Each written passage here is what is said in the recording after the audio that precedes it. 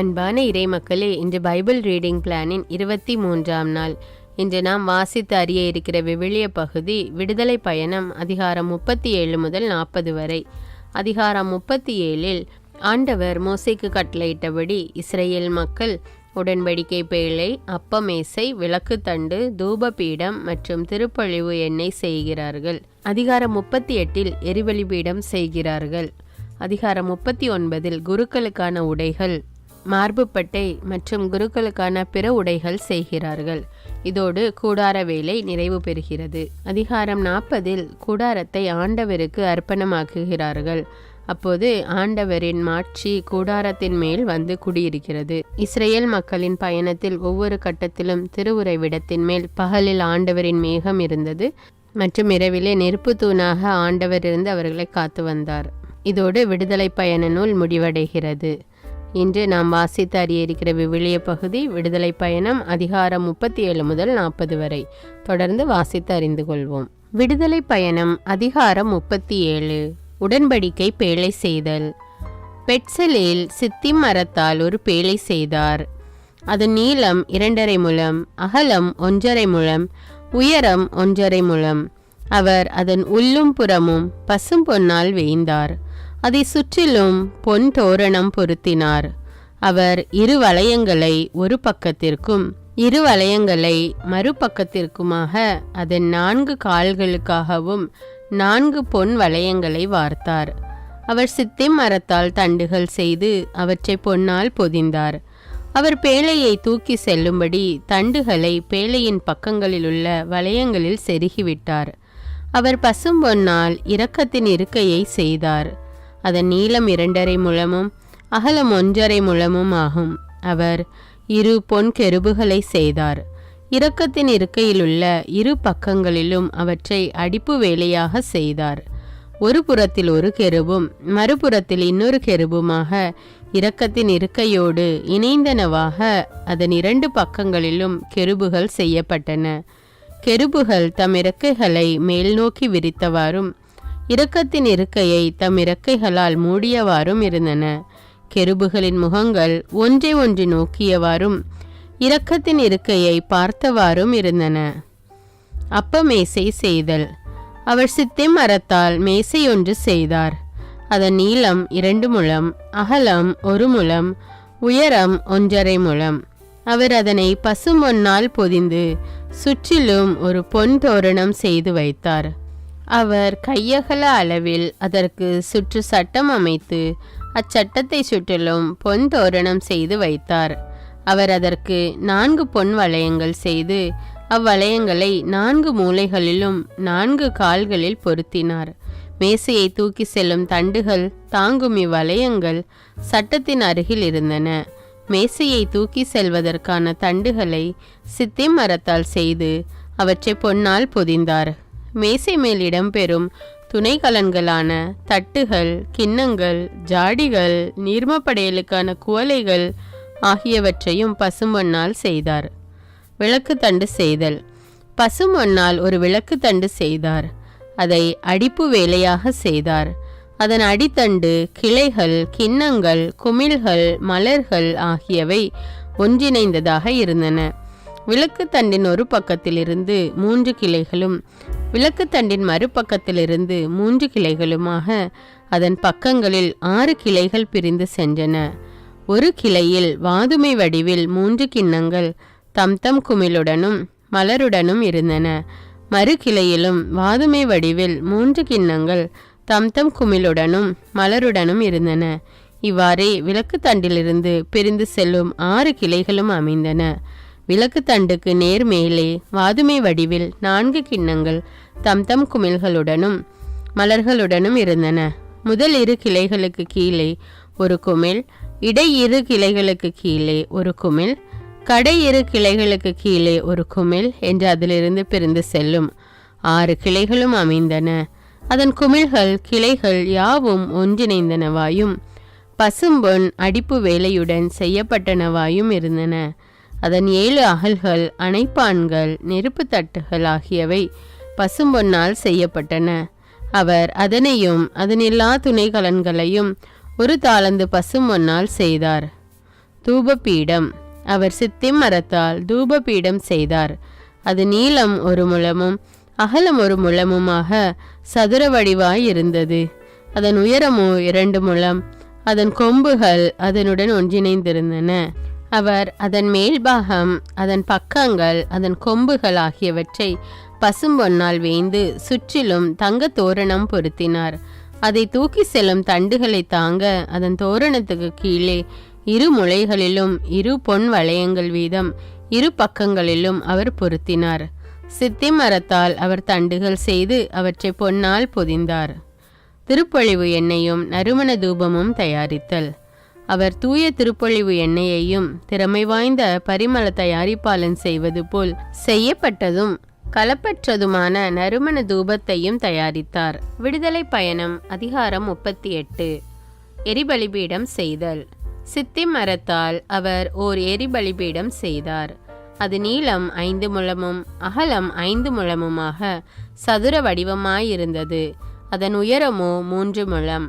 அதன் 4 மூலைகளிலும் அவர் கொம்புகளை அமைத்தார். கொம்புகள் அதனோடு ஒன்றிணைந்திருந்தன. அதை வெண்கலத்தால் மூடினார். அவர் பலிபீடத்தின் துணைக்கலன்கள் அனைத்தையும் செய்தார். சாம்பல் சட்டிகள், அல்லு கருவிகள், பலிக்கிண்ணங்கள், முள்கரண்டிகள், நெருப்பு தட்டுகள் ஆகிய எல்லா கலன்களையும் வெண்கலத்தில் செய்தார். பலிபீடத்தை சுற்றி வலை பின்னலான வெண்கல வேலைப்பாடு செய்து அதன் பாதி பகுதியை எட்டும்படி அதன் விளிம்புகளுக்கு கீழே அவர் பொருத்தினார். தண்டுகளை தாங்குவதற்காக 4 வளையங்களை வார்த்து அதன் வெண்கல வலை பின்னலின் 4 மூலைகளிலும் அவர் பொருத்தினார். அவர் சித்திம் மரத்தால் தண்டுகள் செய்து வெண்கலத்தால் மூடினார். பலிபீடத்தை தூக்கி செல்வதற்காக அதன் 2 பக்கங்களிலும் தண்டுகளை வளையங்களில் அவர் செலுத்தினார். பலகைகளை சேர்த்து உள்கூடாக அமைத்தார். வெண்கல நீர்த்தொட்டி செய்தல். சந்திப்பு கூடார நுழைவாயிலில் பணியாற்றும் பெண்கள் கொண்டு வந்த வெண்கல கண்ணாடிகளை கொண்டு அவர் வெண்கல நீர்த்தொட்டியையும் அதன் வெண்கல ஆதாரத்தையும் செய்தார். கூடார முற்றம் செய்தல். அவர் முற்றத்தை உருவாக்கினார். தெற்கு பக்கம் தென் திசை நோக்கிய முற்றத்தில் உள்ள தொங்கு திரைகள் முருகேற்றி செய்த நாற்பட்டால் ஆனவை, 100 முழம் நீண்டவை. அவற்றிற்கான 20 தூண்களும் 20 பாத பொருத்துகளும் வெண்கலத்தால் ஆனவை. தூண்களுக்கான கொக்கிகளும் பூண்களுமோ வெள்ளியால் ஆனவை. அவ்வாறே வடப்பக்கத்திலும் தொங்கு திரைகள் 100 முழம் நீண்டவை. அதற்கான 20 தூண்களும் 20 பாத பொருத்துகளும் வெண்கலத்தால் ஆனவை. தூண்களுக்கான கொக்கிகளும் பூண்களுமோ வெள்ளியால் ஆனவை. மேற்கு பக்கத்தில் 50 முழ தொங்கு திரைகள் இருந்தன. அவற்றிற்காக 10 தூண்கள் 10 பாத பொருத்துகள் இருந்தன. தூண்களுக்கான கொக்கிகளும் பூண்களும் வெள்ளியால் ஆனவை. கதிரவன் தோன்றும் கீழ்த்திசை நோக்கி 50 முழ தொங்கு திரைகள் இருந்தன. அதன் ஒரு பகுதியில் 15 முழ தொங்கு திரைகள், 3 தூண்கள், 3 பாத பொருத்துகள் அமைந்தன. இது போன்றே முற்றத்தின் நுழைவாயிலுக்கு மறுபகுதியிலும் 15 முழ தொங்கு திரைகள், 3 தூண்கள், 3 பாத பொருத்துகள் அமைந்தன. முற்றத்தை சுற்றியுள்ள எல்லா தொங்கு திரைகளும் முறுக்கேற்றி செய்த மெல்லிய நாற்பட்டால் ஆனவை. தூண்களின் பாத பொருத்துக்கள் வெண்கலத்தால் ஆனவை. தூண்களின் கொக்கிகளும் பூண்களுமோ வெள்ளியால் ஆனவை. அவற்றின் பொதிகைகள் வெள்ளியால் பொதியப்பட்டவை. முற்றத்தின் தூண்கள் அனைத்துமே வெள்ளி பூண்கள் கொண்டிருந்தன. முற்றத்து நுழைவாயிலின் தொங்கு திரை நீலம் கரும் சிவப்பு, சிவப்பு நூலும் முருகேற்றி செய்த மெல்லிய நாற்பட்டும் பின்னல் வேலைப்பாடும் கொண்டதாக விளங்கியது. அதன் நீளம் 20 முழம், அதன் அகலமும் உயரமும் முற்றத்தின் தொங்கு திரைகளுக்கு இணையாக 5 முழமாம். அதற்காக 4 தூண்களுக்கும் 4 வெண்கல பாத பொருத்துகள் இருந்தன. அவற்றின் கொக்கிகளும் பொதிகைகளும் பூண்களும் வெள்ளியால் மூடப்பட்டிருந்தன. திருவுறைவிடத்திலும் சுற்றுமுற்றத்தில் உள்ள முளைகள் எல்லாம் வெண்கலத்தால் ஆனவை. கூடாரத்திற்கு பயன்பட்ட பொருட்கள். திருவுறைவிடத்தின், அதாவது உடன்படிக்கை திருவுறைவிடத்தின் இருப்பு கணக்கில் இருந்தவை இவையே. மோசேயின் கட்டளைப்படி குரு ஆரோனின் மகன் இத்தாமரின் பொறுப்பில் லேவியர் எடுத்த கணக்கு பின்வருமாறு. யூதா குலத்தை சார்ந்த கூரின் மகன் ஊரியின் புதல்வரான பெட்சலேல் ஆண்டவர் மோசேக்கு கட்டளையிட்டது அனைத்தையும் செய்தார். அவரோடு இருந்தவர் தான் குலத்தை சார்ந்த அஹிசமாக்கின் மகன் ஒகோலியாபு. அவர் ஒரு சிற்பியும் கலைஞரும் ஆவார். நீலம், கரும் சிவப்பு, சிவப்பு நிற நூலையும் முறுக்கேற்றி நெய்த மெல்லிய நாற்பட்டையும் பின்னி தயாரிப்பதில் வல்லுநராக இருந்தார். தூயகத்தின் அனைத்து பணிக்கும் பயன்பட்ட தங்கமெல்லாம் ஆரத்தி காணிக்கை வழி வந்தது. அது தூயக செக்கேல் நிறைப்படி 1170 கிலோகிராம் ஆகும். மக்கள் கூட்டமைப்பில் எண்ணப்பட்டவர்களிடமிருந்து வந்த வெள்ளி தூயக செக்கேல் நிறைப்படி 4020 கிலோகிராம் ஆகும். 20 வயதும் அதற்கு மேலும் உள்ள ஆண்கள் எண்ணப்பட்டார்கள். அவர்கள் ஒவ்வொருவரும் கொடுக்க வேண்டியது தலைக்கு 6 கிராம், அதாவது தூயக செக்கேல் நிறைப்படி அரை செக்கேல். இத்தகைய ஆண்கள் 6,03,550 பேர் இருந்தனர். தூயகத்திலுள்ள பாத பொருத்துகளையும் திரு தூயக திரைக்கான பாத பொருத்துகளையும் பார்க்க 4000 கிலோகிராம் வெள்ளியாயிற்று. ஒரு பாத பொருத்துக்கு 40 கிலோகிராமாக 100 பாத பொருத்துகளுக்கு 4000 கிலோகிராம் ஆயிற்று. அதிலிருந்து 20 கிலோகிராம் எடுத்து அவர் தூண்களுக்கான கொக்கிகள் செய்தார். பொதிகைகளை பொதிந்தார். அவற்றிற்கு பூண்கள் அமைத்தார். ஆரத்தி காணிக்கையாக வந்த வெண்கலம் 2825 கிலோகிராம் ஆகும். அதை கொண்டு அவர் சந்திப்பு கூடார நுழைவாயிலின் பாத பொருத்துகளையும் வெண்கல பலிபீடத்தையும் அதன் வெண்கல வலைப்பின்னலையும் பலிபீடத்திற்கான அனைத்து துணைக்கலன்களையும் செய்தார். மேலும் முற்றத்தை சுற்றியுள்ள பாத பொருத்துகள், முற்றத்தின் நுழைவாயிலில் உள்ள பாத பொருத்துகள், திரு உறைவிடத்தின் முளைகள், முற்றத்தை சுற்றியுள்ள முளைகள் ஆகிய அனைத்தையும் செய்தார். விடுதலை பயணம் அதிகாரம் 8. குருக்களுக்கான உடைகள் செய்தல். நீலம், கரும் சிவப்பு, சிவப்பு நிற துகிலால் நெய்த மெல்லிய ஆடைகள் தூய தல திருப்பணிக்காக செய்யப்பட்டன. ஆண்டவர் மோசேக்கு அளித்த கட்டளைப்படி ஆரோனுக்காக திருவுடைகள் செய்யப்பட்டன. பொன்னையும் நீலம், கரும் சிவப்பு, சிவப்பு நிற நூலையும் முறுக்கேற்றி செய்த மெல்லிய நாற்பட்டையும் பயன்படுத்தி எப்போதே அவர் செய்தார். நீலம், கரும் சிவப்பு, சிவப்பு நிற நூல், கலைத்திறனுடன் அமைந்த மெல்லிய நாற்பட்டு ஆகியவற்றை அணி செய்ய பொன் தகடுகளை அடித்து இலைகளாக வெட்டினார். எப்போதுக்கு 2 தோள்பட்டைகள் செய்து அதன் 2 பக்கத்து ஓரங்களிலும் இணைத்தார். எப்போது இணைக்கும் தோள்பட்டை அதன் ஒரு பகுதியாகவும் அதை போன்றே கலை நுணுக்கத்துடன் பொன்னாலும் நீலம், கரும் சிவப்பு, சிவப்பு நிற நூலாலும் முறுக்கேற்றி நெய்த மெல்லிய நாற்பட்டாலும் ஆண்டவர் மோசேக்கு கட்டளையிட்டபடியே தயாரிக்க பெற்றது. 12 மணிக்கற்களுக்கு மெருகேற்றி அவற்றை பொன்னிலை பின்புலத்தில் பதித்தனர். இஸ்ரவேல் புதல்வரின் பெயர்களை அவற்றின் மேல் முத்திரையாக பொறித்து பதித்தனர். ஏப்போதின் தோள்பட்டை மேல் அவற்றை இஸ்ரவேல் புதல்வரின் நினைவு கற்களாக ஆண்டவர் மோசேக்கு கட்டளையிட்டபடியே பொருத்தினர். மார்பு பட்டை செய்தல். மார்பு பட்டை எப்போது போலவே கலை வேலைப்பாட்டுடன் செய்யப்பட்டது. அது பொன்னாலும் நீலம், கரும் சிவப்பு, சிவப்பு நிற நூலாலும் முறுக்கேற்றி நெய்த மெல்லிய நாற்பட்டாலும் செய்யப்பட்டிருந்தது. மார்பு பட்டை 1 ஜான் நீளம் 1 ஜான் அகலம் என்று சதுர வடிவமானதாயும் 2ஆக மடிந்ததாயும் அமைந்தது. அதன் மேல் கற்களை 4 வரிசையாக பதித்தனர். முதல் வரிசையில் பதுமராகம், புட்பராகம், மரகதம். 2ஆம் வரிசையில் மாணிக்கம், நீலமணி, வைரம். 3ஆம் வரிசையில் கெம்பு, வைடூரியம், செவ்வந்திக்கல். 4ஆம் வரிசையில் படிகப்பச்சை, கோமேதகம், கடல் வண்ணக்கல். இவையாவும் பொன்னிலை பின்புலத்தில் பதிக்கப்பட்டன. இந்த கற்கள் இஸ்ரவேல் புதல்வர் பெயர்களுக்கேற்ப 12 பெயர்களை கொண்டிருந்தன. அவை ஒவ்வொன்றிலும் ஒரு பெயர் வீதம் 12 பெயர்களும் முத்திரை பொறிப்பது போல் வெட்டப்பட்டன. மார்பு பட்டை மேல் பொருத்துவதற்காக பின்னல் வேலைப்பாட்டுடன் அமைந்த சங்கிலிகளை பசும்பொன்னால் செய்தனர். மேலும் பொன் பதக்கங்கள் 2, பொன் வளையங்கள் 2 செய்தனர். பின்னர் அந்த 2 வளையங்களை மார்பு பட்டையின் 2 மூலைகளிலும் பொருத்தி 2 பொன் சங்கிலிகளையும் மார்பு பட்டையின் மூலைகளிலுள்ள 2 வளையங்களில் மாட்டினர். சங்கிலிகளின் மற்ற 2 முனைகளையும் 2 பதக்கங்களில் மாட்டினர். இவற்றை ஏப்போதின் தோள்பட்டையோடு அதன் முன்புறமாக பொருத்தினர். 2 பொன் வளையங்கள் செய்து அவற்றை மார்பு பட்டையின் 2 விளிம்புகளில் உட்புற ஓரங்களில் ஏப்போதை அடுத்து இணைத்தனர்.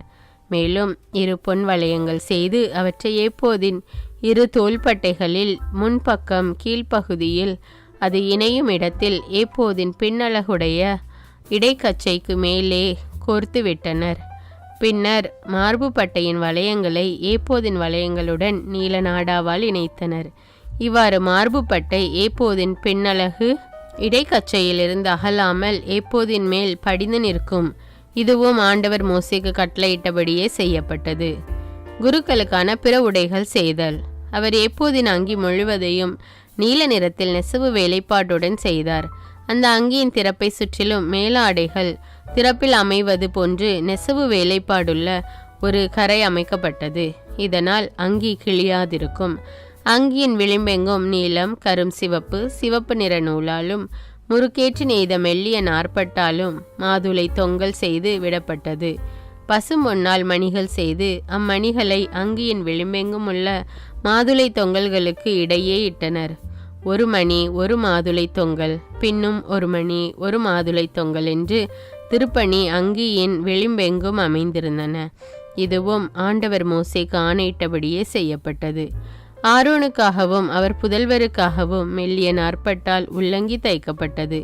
மெல்லிய நாற்பட்டால் தலைப்பாகையும் தொப்பிகளும் முறுக்கேற்று நெய்த மெல்லிய நாற்பட்டால் குறுங்கால் சட்டைகளும் செய்யப்பட்டன. முறுக்கேற்று நெய்த மெல்லிய நாற்பட்டாலும் நீலம், கரும் சிவப்பு, சிவப்பு நிற நூலாலும் பின்னல் வேலைப்பாட்டுடன் இடைக்கச்சை செய்யப்பட்டது. இதுவும் ஆண்டவர் மோசேக்கு ஆணையிட்டபடியே செய்யப்பட்டது. புனித மணிமுடிக்கான பட்டத்தை பசும்பொன்னால் செய்து அதன் மேல் ஆண்டவருக்கு அர்ப்பணம் என்று முத்திரை போல் பொறித்து வைத்தனர். அது ஒரு நீல நாடாவால் தலைப்பாகையின் மேல் இணைக்கப்பட்டது. இதுவும் மோசேக்கு ஆண்டவர் கட்டளையிட்டபடியே செய்யப்பட்டது. கூடார வேலை நிறைவு பெறுதல். சந்திப்பு கூடாரத்தின் திரு உறைவிட வேலையெல்லாம் முடிவடைந்தது.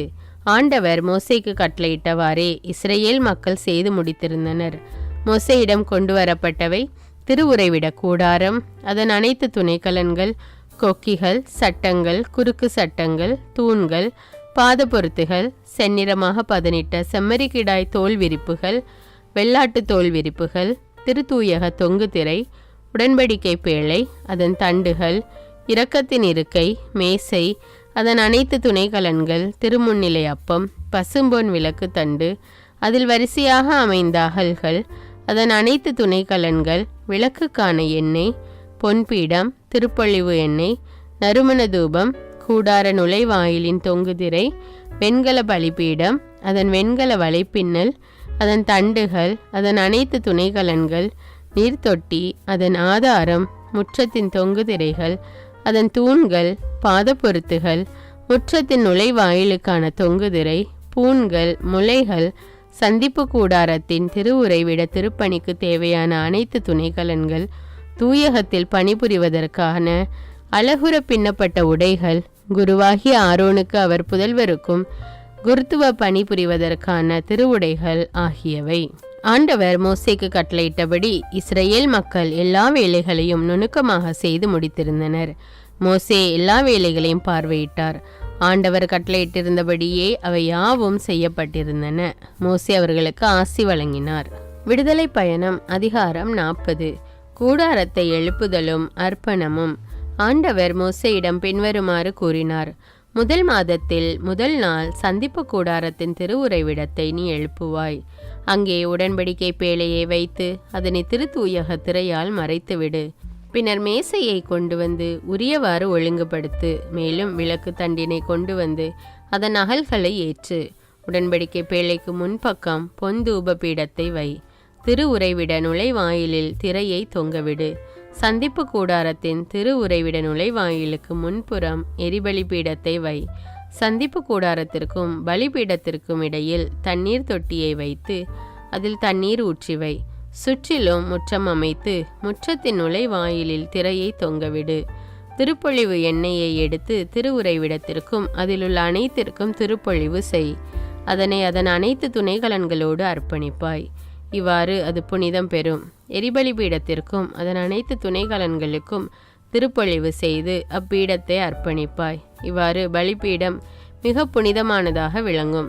தண்ணீர் தொட்டிக்கும் அதன் ஆதாரத்திற்கும் திருப்பொழிவு செய்து அர்ப்பணிப்பாய். சந்திப்பு கூடார நுழைவாயிலின் அருகில் ஆரோனையும் அவன் புதல்வரையும் வர செய்து அவர்களை தண்ணீரால் கழுவு.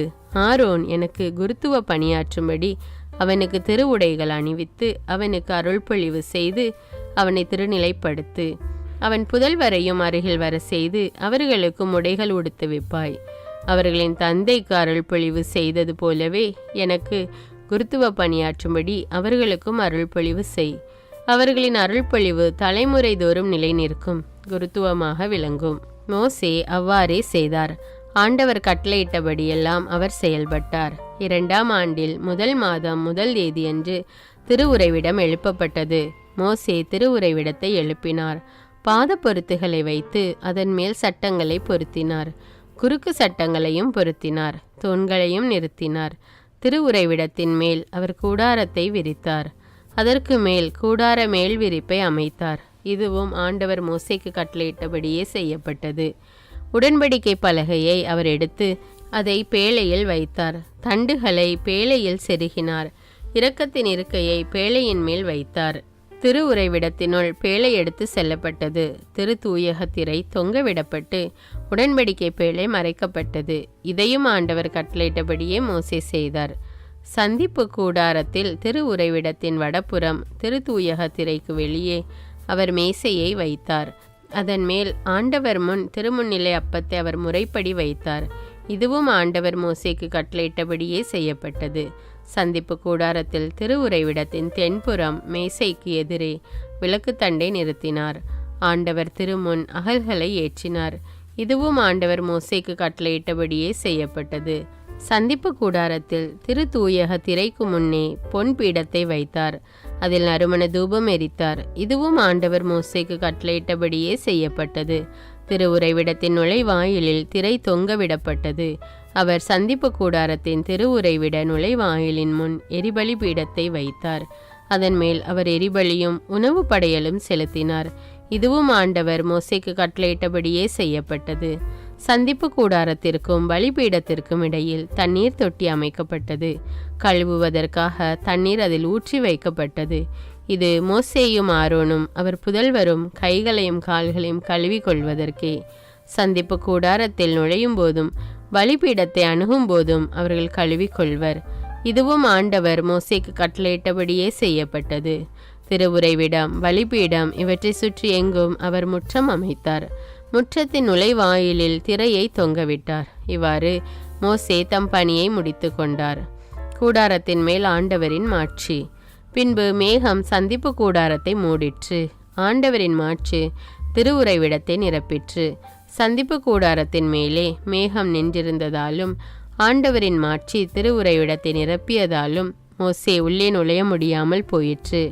இஸ்ரேல் மக்கள் தங்கள் பயணத்தின் ஒவ்வொரு கட்டத்திலும் மேகம் திருவுறைவிடத்தை விட்டு எழும்பும் போதெல்லாம் புறப்பட்டு செல்வார்கள்.